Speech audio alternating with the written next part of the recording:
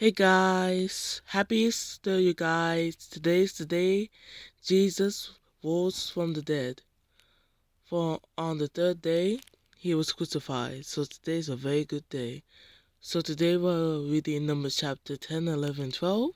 I did 3 because of Easter. And today's verse of the day is John 16, verse 33. I have told you these things so that in me you may have peace. In this world you will have trouble, but take heart. I have overcome the world. Amen. So today we're reading Numbers chapter 10, 11, 12, since it's an Easter special. Amen. Numbers chapter 10. The Lord said to Moses, "Make 2 trumpets of hammered silver, and use them for calling the community together and for the camps to set out. When both are sounded, the whole community is to assemble before you at the entrance to the tent of meeting. If only one is sounded, the leaders, the heads of the clans of Israel, are to assemble before you. When a trumpet blast is sounded, the tribes camping on the east are to set out. At the sounding of a second blast, the camps on the south are to set out. The blast will be the signal for setting out. To gather the assembly, blow the trumpets, but not with the signal for setting out. The sons of Aaron, the priests, are to blow the trumpets. This is to be a lasting ordinance for you and the generations to come. When you go into battle in your own land against an enemy who is oppressing you, sound a blast on the trumpets. Then you will be remembered by the Lord your God and rescued from your enemies. Also, at your times of rejoicing, your appointed festivals and new moon feasts, you are to sound the trumpets over your burnt offerings and fellowship offerings, and they will be a memorial for you before your God. I am the Lord your God.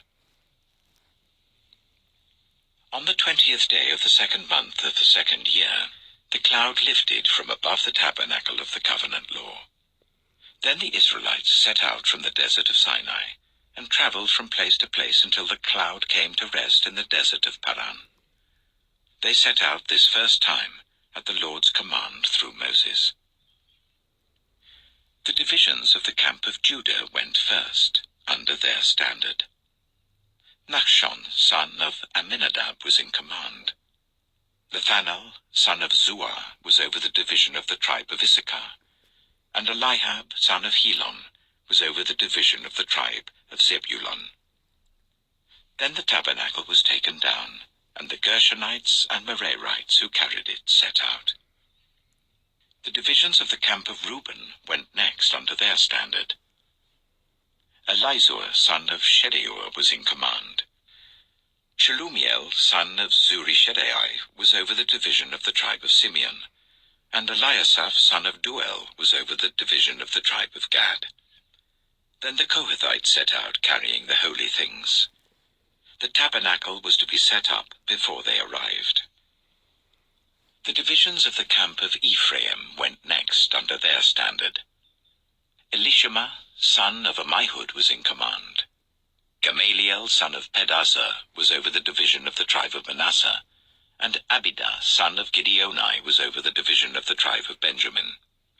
Finally, as the rear guard for all the units, the divisions of the camp of Dan set out under their standards. Ahiezer, son of Ammishaddai, was in command. Pagiel, son of Ochran, was over the division of the tribe of Asher, and Ahira, son of Enan, was over the division of the tribe of Naphtali. This was the order of march for the Israelite divisions as they set out. Now Moses said to Hobab, son of Ruel, the Midianite, Moses' father-in-law, "We're setting out for the place about which the Lord said, 'I will give it to you.'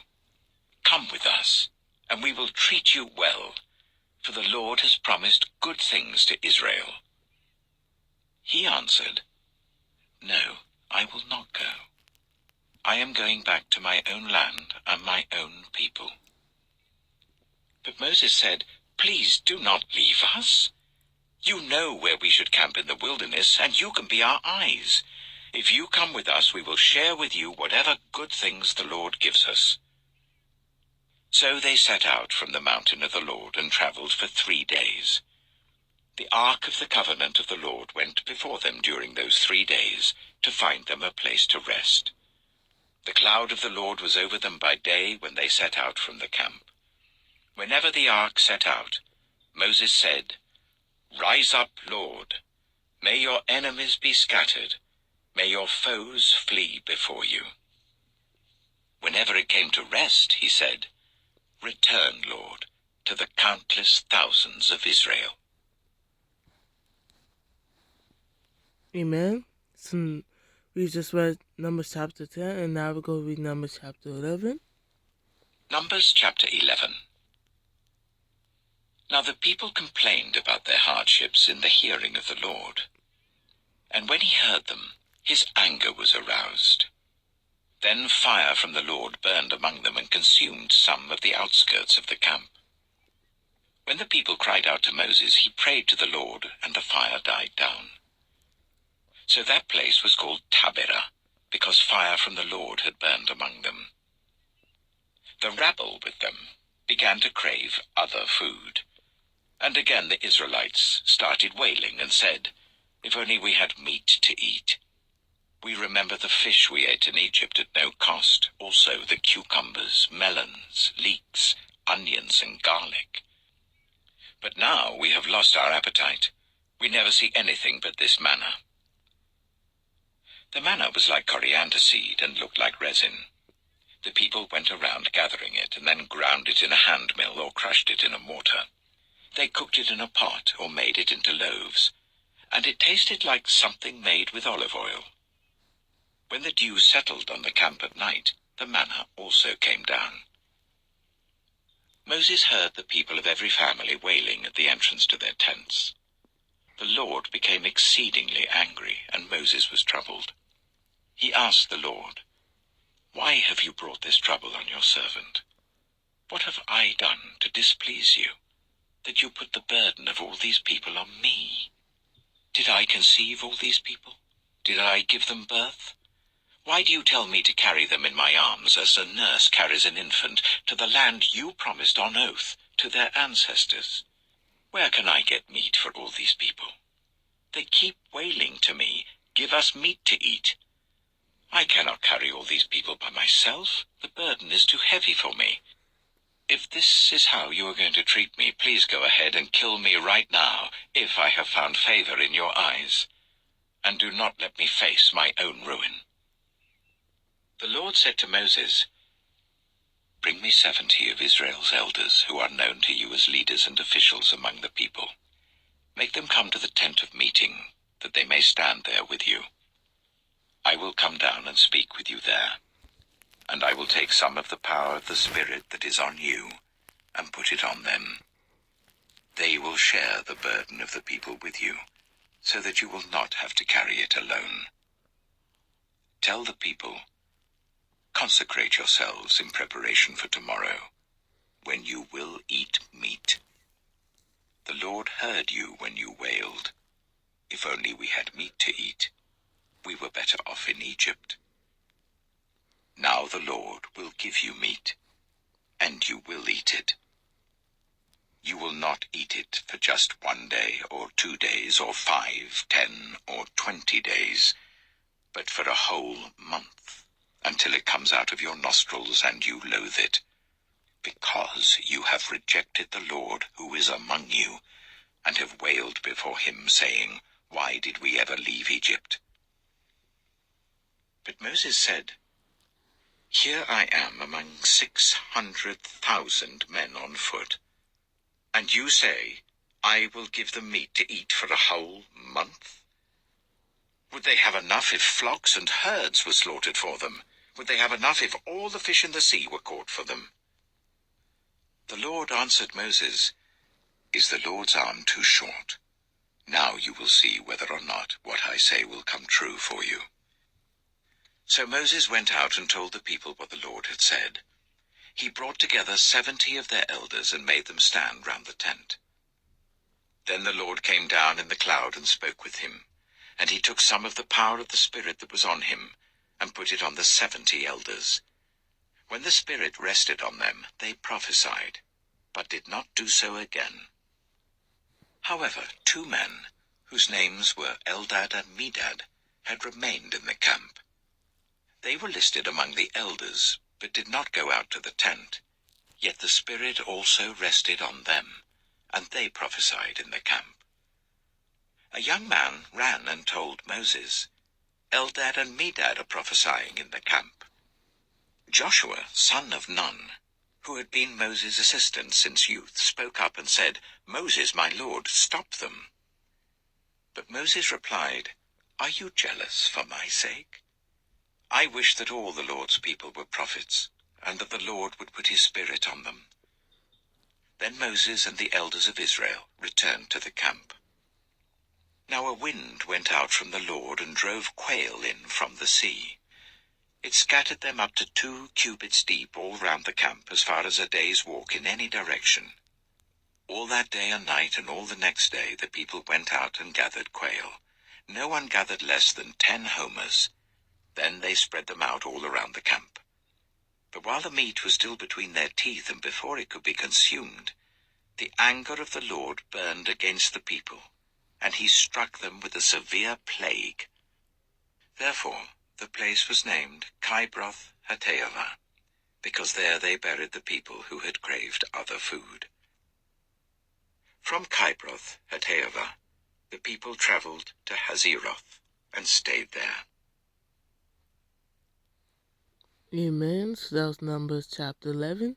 And finally, we go read Numbers chapter 12. Numbers chapter 12. Miriam and Aaron began to talk against Moses because of his Cushite wife, for he had married a Cushite. "Has the Lord spoken only through Moses?" they asked. "Hasn't he also spoken through us?" And the Lord heard this. Now Moses was a very humble man, more humble than anyone else on the face of the earth. At once the Lord said to Moses, Aaron, and Miriam, "Come out to the tent of meeting, all 3 of you." So the 3 of them went out. Then the Lord came down in a pillar of cloud. He stood at the entrance to the tent and summoned Aaron and Miriam. When the 2 of them stepped forward, he said, "Listen to my words. When there is a prophet among you, I, the Lord, reveal myself to them in visions. I speak to them in dreams. But this is not true of my servant Moses. He is faithful in all my house. With him I speak face to face, clearly, and not in riddles. He sees the form of the Lord. Why then were you not afraid to speak against my servant Moses?" The anger of the Lord burned against them, and he left them. When the cloud lifted from above the tent, Miriam's skin was leprous. It became as white as snow. Aaron turned towards her and saw that she had a defiling skin disease, and he said to Moses, "Please, my lord, I ask you not to hold against us the sin we have so foolishly committed. Do not let her be like a stillborn infant coming from its mother's womb, with its flesh half eaten away." So Moses cried out to the Lord, "Please, God, heal her." The Lord replied to Moses, "If her father had spat in her face, would she not have been in disgrace for 7 days? Confine her outside the camp for 7 days. After that, she can be brought back." So Miriam was confined outside the camp for 7 days, and the people did not move on till she was brought back. After that, the people left Hazeroth and camped in the desert of Paran. Amen. So that was Numbers chapter 12, Numbers chapter 10, 11, 12. And tomorrow we go read Numbers chapter 13. Thank you so much, guys, for watching this video. I'm going to end it off here. Happy Easter, you guys, and may God bless you. Amen.